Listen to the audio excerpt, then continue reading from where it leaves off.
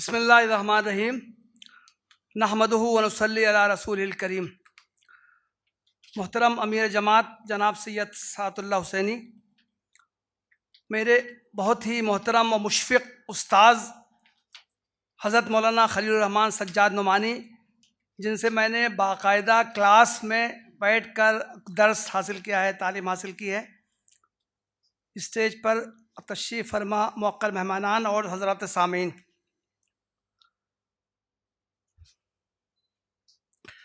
40 برس مجھے مولانا کے ساتھ رہنے، ان کی صحبت سے فیض اٹھانے، ان سے استفادہ کرنے کا موقع ملا ہے۔ یادوں کا متلاطم سمندر ہے، بہت سی معلومات ہیں، میں بیان کرنے پہ آؤں تو دن ختم ہو جائے، رات ختم ہو جائے۔ میں نے سوچا تھا کہ میں اختصار کے پیش نظر کچھ باتیں میں قلم بند کر لوں، لیکن چونکہ وقت بہت زیادہ ہو گیا ہے، اس لیے میں یہ مختصر سی اگرچہ یہ تحریر تھی، لیکن اس کے باوجود بھی میں اس کو یہاں پورا پڑھنے کی ضرورت نہیں محسوس کرتا۔ ابتدائی کے 2 نکات میں چھوڑ رہا ہوں۔ ابتدا میں نے اس میں یہ بیان کیا تھا کہ ہم نے مولانا پر ایک سیمینار کرنے کا اور بہت جلد سیمینار کرنے کا فیصلہ کیوں کیا، اور دوسرا نقطہ میں نے یہ بیان کیا تھا کہ یہ کوئی تعزیتی نشست نہیں ہے۔ مولانا کی وفات پر تعزیتی نشستوں کا ایک تانتا باندھا ہوا تھا، یہ ہم نے ایک سیمینار منعقد کرنے کی کوشش کی ہے۔ تعزیتی اجلاس اور سیمینار میں فرق ہوتا ہے۔ سیمینار میں کسی بھی شخصیت کے مختلف افکار و آثار کا جائزہ ہوتا ہے، تجزیہ ہوتا ہے، اس کی قدر و قیمت متعین کرنے کی کوشش کی جاتی ہے۔ تو یہ اس اجلاس کو تعزیتی نشست کی حیثیت سے نہ لیا جائے، بلکہ یہ ایک سیمینار منعقد کرنے کی متواضع کوشش کی گئی۔ آخر کا کچھ حصہ میں آپ حضرات کی خدمت میں پیش کرتا ہوں۔ مولانا عمری نے دینی، دعوتی اور تحریکی میدانوں میں بہت سرگرم زندگی گزاری۔ ربع صدی سے زائد عرصہ وہ جماعت اسلامی ہند کے ذمہ دارانہ مناصب پر فائز رہے ہیں۔ اس کے تقاضے کے طور پر انہیں ملک کے تمام حصوں میں بار بار سفر کرنا پڑتا تھا۔ ان کے خطابات سے بہت بڑی تعداد میں لوگوں نے فیض اٹھایا ہے، لیکن ان کا اصل میدان کار تصنیف و تالیف ہے۔ انہوں نے 7 دہائیوں میں 70 سے زائد کتابیں تصنیف کی ہیں۔ یہ کتابیں انہوں نے کسی حجرے میں گوشہ نشیں ہو کر نہیں لکھی ہیں، بلکہ سرگرم دینی و دعوتی خدمات انجام دیتے ہوئے سپرد قلم کی ہیں۔ ان کے موضوعات قرآنیات، سیرت نبوی، اسلامی عقائد، دعوت اسلامی، فقہ و فتاوی، معاشرت، حقوق نسواں، خدمت خلق، تہذیب و سیاست، تحریک اسلامی، انسانی حقوق اور عصری مسائل کا احاطہ کرتے ہیں۔ مولانا نے اپنی تحریروں میں ہمیشہ تحقیق کا اعلیٰ معیار پیش نظر رکھا ہے۔ ان میں معاصرین کے حوالے نہیں ملتے، بلکہ انہوں نے ہمیشہ قرآن و حدیث سے دلائل دیے ہیں، اور فقہی مباحث میں صرف قدماء کے نقطہ نظر پیش کر کے ان کا محاکمہ کیا ہے، اور ان میں سے ان آراء کو ترجیح دی ہے جو موجودہ حالات سے مطابقت رکھتی ہیں۔ مولانا کی تحریروں میں حوالوں کا بہت زیادہ اہتمام پایا جاتا ہے۔ وہ جو بات بھی کہتے ہیں مستند حوالوں کے ساتھ کہتے ہیں۔ موضوعات کا تنوع، اسلوب کی انفرادیت، طرز استدلال کی ندرت، زبان بیان کی شگفتگی ان کی نمایاں خصوصیات ہیں۔ یہ خصوصیات ہی کسی تحریر کو جاویدانی عطا کرتی ہیں۔ مولانا کی تصنیفات کے متعدد بین الاقوامی زبانوں اور ملک کی بہت سی زبانوں میں ترجمے ہو گئے ہیں، جو ان کی مقبولیت کی دلیل ہیں۔ محترم بھائیوں، مولانا عمری کی تصنیفات ان کی علمی خدمات کا عمدہ تعارف کراتی ہیں۔ انہوں نے عنفوان شباب میں اپنے لیے جو نصب العین متعین کیا تھا، زندگی کی آخری سانس تک وہ اسی راہ پر گامزن رہے، لیکن یہ ان کی خدمات کا مکمل تعارف نہیں ہے۔ میری نظر میں ان کے دو کام ایسے ہیں جو انہیں دوسرے مصنفین سے ممتاز کرتے ہیں اور ان کی خدمات کا دائرہ بہت وسیع کر دیتے ہیں۔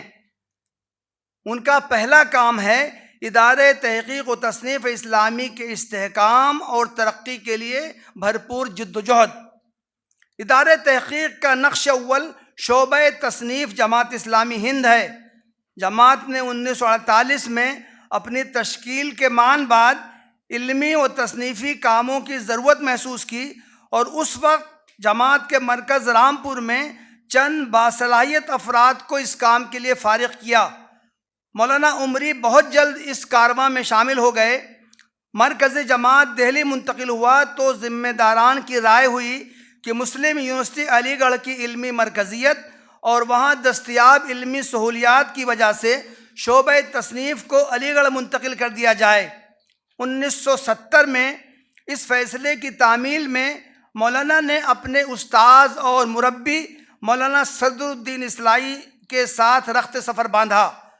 علی گڑھ میں 10 برس خدمت انجام دینے کے بعد جماعت کی مرکزی مجلس شورا کے فیصلے کے مطابق 1981 میں شعبہ تصنیف کو ادارے تحقیق و تصنیف اسلامی کے نام سے رجسٹرڈ کرایا گیا۔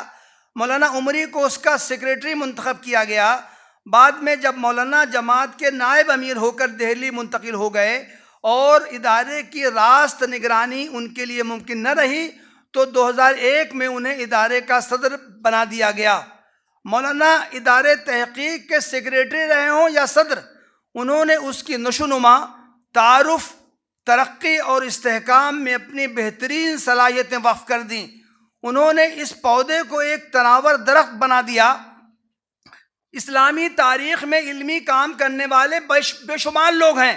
ہزاروں اصحاب علم نے اسلامیات کے مختلف میدانوں میں انتہائی معیاری اور قابل قدر تصنیفات بلکہ ضخیم انسائیکلوپیڈیاز تیار کی ہیں، لیکن ایسے لوگ کم پائے جاتے ہیں جنہوں نے اپنی ماتحتی اور نگرانی میں تصنیف و تالیف کا کام کرنے والوں کی ایک ٹیم تیار کر دی ہو۔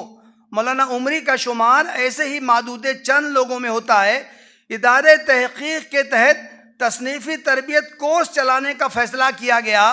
مولانا صدر الدین اصلاحی جو اس وقت ادارے کے صدر تھے اس کے حق میں نہیں تھے۔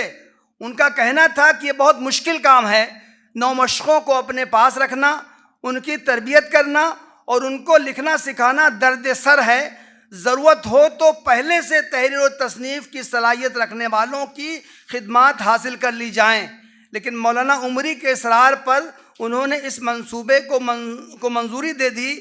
اب نصف صدی کا جائزہ بتاتا ہے کہ ادارے کے تصنیفی تربیت کورس سے فائدہ اٹھانے والوں کی بڑی تعداد ہے جو ملک و بیرون ملک میں اعلیٰ مناصب پر فائز ہے اور اہم علمی خدمات انجام دے رہی ہے۔ مولانا عمری کی خدمات کا دوسرا اہم میدان سہ ماہی مجلہ تحقیقات اسلامی کا اجرا ہے۔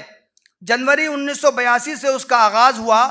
مولانا نے جب اپنے قریبی احباب سے اپنے ارادے کا اظہار کیا تو انہوں نے بہت ڈرایا، کہا کہ پہلے 1-2 برس کے مضامین اکٹھا کر لیجئے اور طباعت کے مصارف بھی، تب مجلے کا آغاز کیجئے۔ لیکن مولانا نہ مانے۔ انہوں نے علی گڑھ کے اسلامی اور سماجی علوم میں لکھنے والوں کی فہرست بنائی، ایک ایک کے گھر گئے، علی گڑھ سے باہر کے اصحاب قلم سے رابطہ کیا۔ اس طرح تحقیقات اسلامی کے قلم کاروں کا ایک حلقہ بن گیا جو برابر وسیع تر ہوتا گیا۔ بہت سے معروف مصنفین نے برملا اعتراف کیا ہے کہ مولانا عمری کی تحریک مسلسل ہی کی بنا پر وہ مصنف بن سکے ہیں۔ آج تحقیقات اسلامی بر صغیر ہند و پاک کا ایک معروف مجلہ ہے جسے قدر کی نگاہ سے دیکھا جاتا ہے۔ اس کی اہمیت کا اندازہ اس بات سے لگایا جا سکتا ہے کہ اس کی مجموعی خدمات اور اس میں قرآنیات، حدیث، سیرت، معاشرت، مطالعہ مذاہب اور تراجم پر شائع ہونے والے مقالات پر ہند و پاک میں ایم فل اور پی ایچ ڈی کی سطح کے 10 سے زائد مقالات لکھے جا چکے ہیں۔ محترم بھائیوں، مولانا عمری اپنا کام پورا کر کے اس پر اجر پانے کے لیے اللہ تعالیٰ کے حضور پیش ہو گئے۔ رجال صدقوا ما عاہدوا اللہ علیہ فمنہم من قضا نحبہ۔ اب یہ ہماری ذمہ داری ہے کہ ان کے مشن کو اختیار کریں اور ان کے کام کو آگے بڑھائیں۔ اللہ تعالیٰ ہم سے سوال کرے گا کہ تمہیں جو صلاحیتیں دی گئی تھیں اور جو وسائل فراہم کیے گئے تھے ان سے تم نے کیا کام لیا؟ ہم عہد کرتے ہیں اور آپ حضرات کو گواہ بناتے ہیں کہ انشاءاللہ اپنی بساط بھر دین کی تفہیم و توضیح کی خدمت انجام دیتے رہیں گے، اور حالات چاہے جتنے بھی نامساعد ہو جائیں ہم حق کا علم بلند کیے رہیں گے۔